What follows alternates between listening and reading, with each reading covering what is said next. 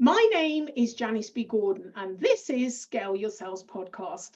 Welcome to Scale Your Sales Podcast, listed number 9 of 43 podcasts for every sales professional. I am Janice B. Gordon, the customer growth expert, awarded the RevTech Strategist of 2024. In today's episode of Scale Your Sales Podcast, my guest talks about her founder's story, but also how pivotal her mentors were, saying that she wouldn't be where she is today having not had these key mentors in her life that followed her and encouraged her through her journey. She talks also about her forthcoming book, which will be published in September, Partnering Success, the Force to Multiply and Achieve Exponential Growth.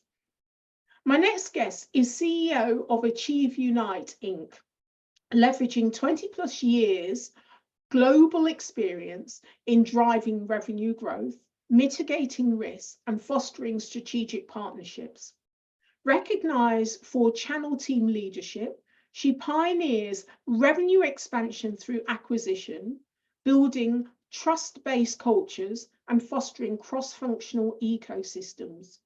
A sought-after speaker and author, she's committed to both personal excellence and philanthropy. Welcome to Scale Your Sales Podcast, Theresa Caragol. Hello, thank you for having me. Well, thank you for coming on. Even though I'm looking a bit foggy at the moment, I don't know what's going on with my video, but you're so gorgeous and crystal clear with your fancy glasses. Go, girl. Thank you. I love it. Joy to be here. Well, I'm really keen to find out about your forthcoming book, because I know, having written one book and co-authored another, how much that takes. And actually, you're running a business and a whole team of people. You have a family. And I really admire people that will do that, go that bit extra to get, what the information out of their head, and the horrible, I think it's a horrible journey of writing it down, editing, launching, promoting, all of that. So tell me about your journey, why you had madness at the time and decided to do it, and if you've enjoyed the process or not. Oh my goodness, what a great question. Well, our book is coming out September 5th, and the title of the book is Partnering Success, the Force Multiplier to Achieve Exponential Growth. And it's really the system for partnering. And what we've learned over the years at AchieveUnite is that there is a science to partnering. There is a way to do it right. And we have the science and the system. And, this is a way to share it with more CEOs, with more board members, with more individual contributors, with company teams, so that they can not only drive partnering across organizations, but drive partnering inside of their organization. Because what we know from all of the work that we've done is that when organizations partner successfully, they're more successful overall with revenue, they're more successful profitably, they have higher levels of innovation, they have higher culture, and satisfied employees. There's just all of these things that go into partnering done right. So anyway, I'm really excited about it. The journey to get to the book was no easy feat, but we're here now, and that makes me thrilled.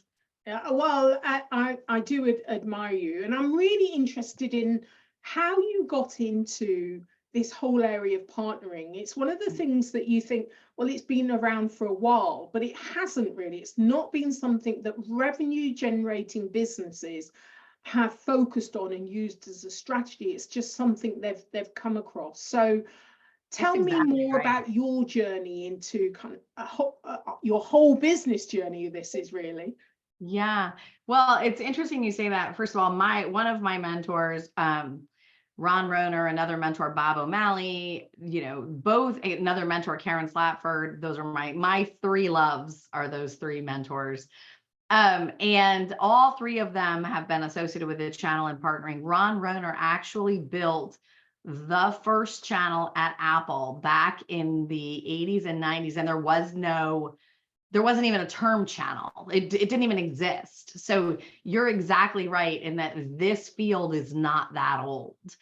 And what has evolved is this whole notion of partnering and ecosystems and this flywheel effect because of digital transformation and social media and all of these things, this proliferation of our brands, that it isn't just transactional anymore. It's this whole ecosystem that you build that gives you differentiation, that gives you competitive advantage, that gives you revenue acceleration in whether you're in the tech industry, whether you're in pharmaceutical, whether you're in biotech, whether you're in manufacturing, every industry needs partners. And I assert in the book, every organization needs to partner.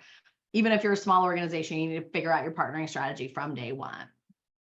And that's interesting, because it's not something that a startup would think about. And actually that can be the whole sales channel. Really, if you've got the right partners in place that are introducing you, and it's a reciprocal, then that could be, you never need to find work ever again, because you have these well-established, trusted relationships set up. So I think it's a real missed opportunity. So where would you say a traditional organization that have just discovered this whole area that you're expert in, what would you say is the kind of starting point? Because you're having to change internally the way you do things externally. Yeah, absolutely. Well, you have to assess your readiness to partner. So do you have the processes, the people, the culture, those things to be able to partner? You have to assess what your strategy is, right? Because not all partners are built the same. So you have to build what you want to accomplish and why and when and how, and then you can figure out the who. And that's one of the biggest mistakes that organizations make, is they don't figure out what they want and how they want and who they want. And they just, we're just going to hire somebody and put them on, and then, or we're going to buy a PRM and everything's going to happen for us. So there's really a very deliberate science to building partnerships. Okay, so a company thinks they know why they want to do it, which is often, we want to make more money. Right. And we think this is the easy way to do it. And that's really kind of like that they haven't gone anywhere near deep enough into this subject. And that's why I would imagine it often falls over. They think that they can just buy in someone, call the partnership channel manager, and we're going to do what we've always done in other sections of the business. We're not going to change because we've now got someone with a label in place. I would imagine that's what happens often. Yeah, that is what happens often. And that is why many organizations fail, and they don't match skill sets, or they don't have a culture of partnering. In the book, we show you what good partnering looks like. It's the tone at the top, it's a number of different ingredients that will make the recipe work. But if those ingredients, if the sugar's not in the cookie's not going to taste good, you're not going to eat it. So there's certain things that have to be there in order to partner successfully. And during our book, it's called The System for Partnering Success. And we did research with the University of Glasgow about 5 years ago, and proved a model that the organizations who invested in partnering for the long run, not just for the transaction, but they really invested in the relationships and the business success, were the organizations that were the most successful. And so we then coined and trademarked the term partner lifetime value. And we believe all good partnerships, all good ecosystems must adhere to this partner lifetime value philosophy.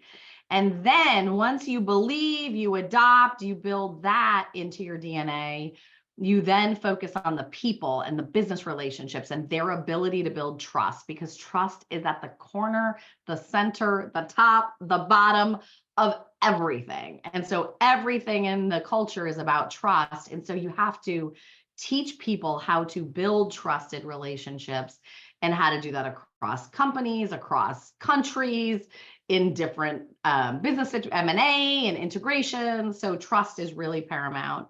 And that's the first element, is the business relationship development piece. And then the second part of the system is the business acceleration. The company's got to be ready to partner. And there's a number of factors in that have to happen for the organization to accelerate partnering, both inside and externally.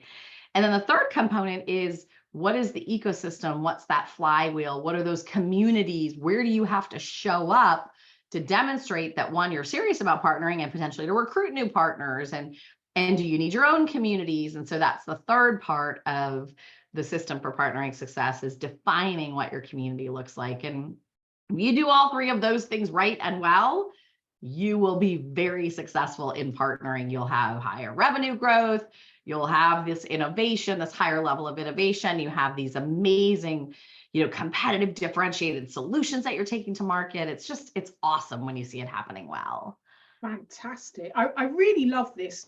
In Scale Your Sales, I talk a lot about, rather than the sales process, but the buying process. And I talk about how you've got to, like an extension moving forward from key account management. Right. But actually, you're making your customers love you so much in terms of the experience you give them, the buying experience, and before you can do the customer experience, but making them into partners.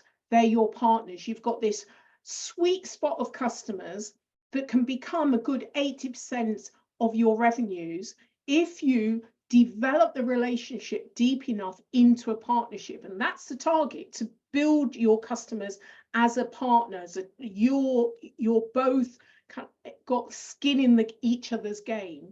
So I really love the idea of not only, obviously through your channels developing partnership, but also with your customers developing partnerships.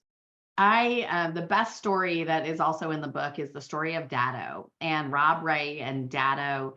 They did that, and they sold their company on a incredible multiplier, 15 years later, but they built that. They said, our customers are our partners. And from the ground up, they built the entire company to help propel their customers' businesses. And they called them partners. And lo and behold, their success was off the charts, and they created wealth for many small businesses who were their customers, who they then treated like partners. And it's so exciting to see. And there's many examples of that in the book, of how you're exactly right. You look at your market and you look at your customers and you say, wait a minute, are they customers, or can they be partners, maybe partners and customers? And we also did that at Sienna and a number of other companies. I've actually personally taken that strategy, and it's amazing what it does. Yeah.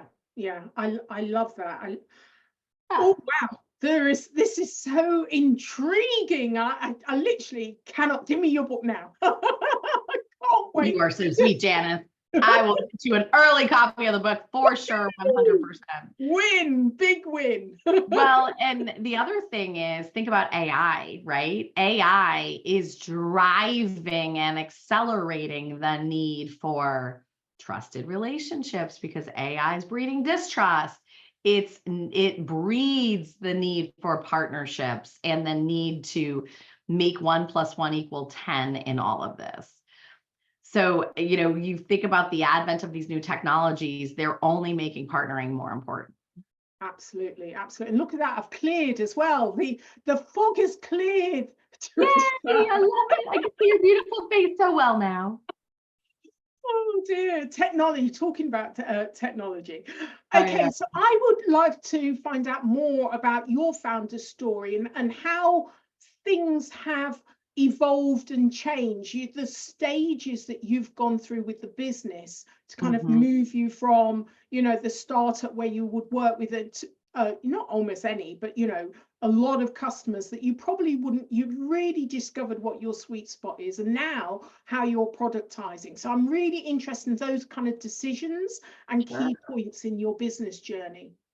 Well, it's interesting. I mean, I started in this space. I can remember being probably 20-something, many years ago, and opening a magazine, and it was all boys, and they were in this magazine, and they were in these global roles. And I said, I'm going to be one of those people. I'm going to do this. And that was, I think I was 23 at the time. And, by 30, I was in those roles. And I went on to run global partner alliance channel organizations at 3 different companies. And I will tell you, I would never get to sit in this seat if I hadn't done that, because I know I did business in 65 countries. I worked with all different kinds of teams.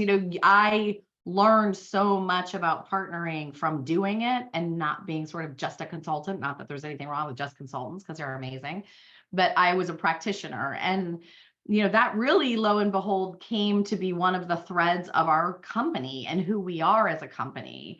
Because then, my little boys were 2,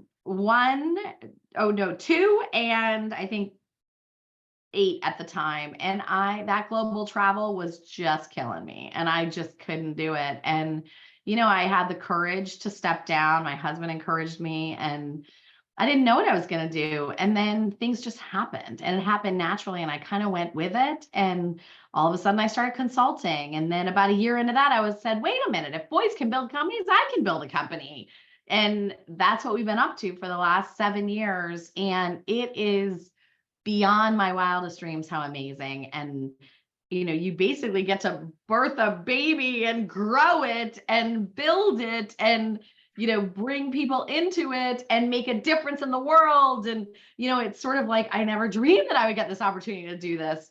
And that's really what our company does. We have a whole side of developing people and helping them be the best they can be and making them heroes inside of their companies and helping them achieve their personal goals. And, and really accelerating their hard skills in partnering and in leadership, and the soft skills, because these soft skills, they are becoming unequivocally, with 5 generations in the workplace and different cultures and different backgrounds, your soft skills got to be off the charts. And I call them essential skills. I don't even like the word soft skills anymore, but that's a big part of our business, is our people development. And then we do our strategy and everything we've talked about over this podcast. We do that in the partner and business acceleration piece of our business and the advisory services. And then we do keynotes and workshops and events and experiences and think tanks and all of these really cool things to live out those first 2 buckets in real life. And it's been an amazing ride. I have the best team. I have great partners on the journey with us. And yeah, I feel super blessed. Mm-hmm. It's you mentioned mentors. And so I wonder how pivotal mentors have been in your journey. Well, let me tell you, I would not have this company. We would not be as successful as we are. We wouldn't have the intellectual property that we have if it wasn't for these 3 mentors. And, I'll start with Bob O'Malley. Bob O'Malley helped shape several of our product offerings. And, the thing about Bob is, he didn't care about money. He didn't care. He cared to get partnering done right in the world and to teach people like me how to do it right, and our team. And, he went in. What I love about Bob is he went in and continues to go in with all the right ingredients. And he is so transformational and so far ahead of other people in the way that he thinks. And so Bob's number 1. Ron Roaner, the godfather of the channel, who started probably the first channel consulting firm in the world many 35, probably 40 years ago, after he left Apple and Sun, and is responsible for helping many leaders understand this space. And Ron Roaner took a liking to me when we were at Extreme, and he and I had some hard going at Extreme when I was the channel chief, and we hired him. And but he continued to mentor me over the years, and he shared some of his intellectual property that we've been able to take out in the world. And it's really important to me that his work lives on. Both of these guys, that their work lives on and their philosophies live on, because they're incredibly smart and way ahead of their time. And then the third person is Karen Slatford, who was my mentor when I was at Sienna as a channel chief. And these men said, boy, she's really smart and she's aggressive. Can you mentor her? And she has been an incredible mentor. She's brought us people to our organization and partnerships. She continues to be a coach for me. She's an unbelievable human being, crazy smart, was one of the first women on corporate boards in the UK. She's just awesome. And so Karen Slatford is the third. So you can see they're all different in what they bring, but they're amazing humans. They care about giving back and paying it forward. That's really their motivation. All three of them it's about paying it forward. And I hope to continue to live their legacy by doing that for others over the next 20, 30 years too. That's fantastic. So do you mentor people now? I do. And I'm just so proud of these folks who've been on the journey with us, whether they've gone through our programs, whether they spent time with me, whether they've done coaching with us, whether, what some combination of that. But I'm really proud of the amazing people that are coming up through the ranks and just excelling in their careers and in their lives. It's really neat. So I'm really interested in how you take other sales organizations onto the kind of next partnering of sales 3.0. What are the elements of behind that? Yeah, I mean, we're really starting to talk about, there are amazing sales methodologies, right, that I love. And, what I say is we sit on top of those sales methodologies and we really teach partnering, and we teach the skills of partnering and business planning and QBRs and MBRs and the soft skills associated with partnering and trust. And so, that's really become our cornerstone, is how we do that. Again, how do we do that with the people? Because you have to take the people on the journey for partnering. How do we do that with the companies? Because the companies have to get it right at the strategy level. They have to get it right at the execution level. They have to get their programs right. They got to put the right organization structure in place, so we do it there. And then what I'm having such a fun time with now is, we have an annual event. October 23rd is our annual event, the Next Gen Partnering Summit. And that's where partnering is in action. The vendors bring their partners and they're going through these things together, and they're deepening the trust, and they're working on how they partner more successfully. And they're meeting new partners, and, that flywheel's happening real life before your very eyes. And that is just an amazing thing that I love to see. That is fantastic. Okay, so what I'd like to know, if you're on a desert island, just to switch it up a moment, if you're on a desert island alone, what would be the one thing you took with you? Oh, I'd probably take Karen Slatford with me, because she's so resourceful and she's such a love, and she is just such a fun, amazing person to go. And then of course I take my kids, because my kids are a blast, and they are the two people, they're my why. They're, the two people I just love to hang out with, and we all just have so much fun together. So I think I'd take those two. Excellent. And they're yours. You're on a desert island. Don't know what hubby's going to I know, I'd get my boys all to myself. That'd be so fabulous. Yeah, so fab. All right, how can listeners get hold of you, Theresa?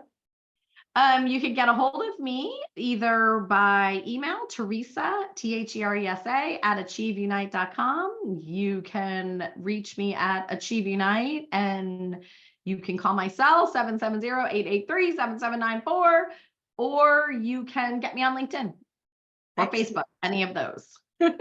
We'll put all of this in the show notes. I'm sure, certainly, I'm based in the UK, you're based in America. There'll be a lot of people thinking, finally, someone understands the stress I'm going through. I need to contact Theresa, get her into my company, and make sure that they understand that this is bigger, and the opportunity is bigger if we just get this right. Now there's a program, there's a system to do that. So fantastic. Thank you so much for being a guest on Scale Your Sales podcast, Theresa. Thank you so much. And it was such a fun time. And thanks for having me. Thank you for listening to this week's episode of Scale Your Sales podcast.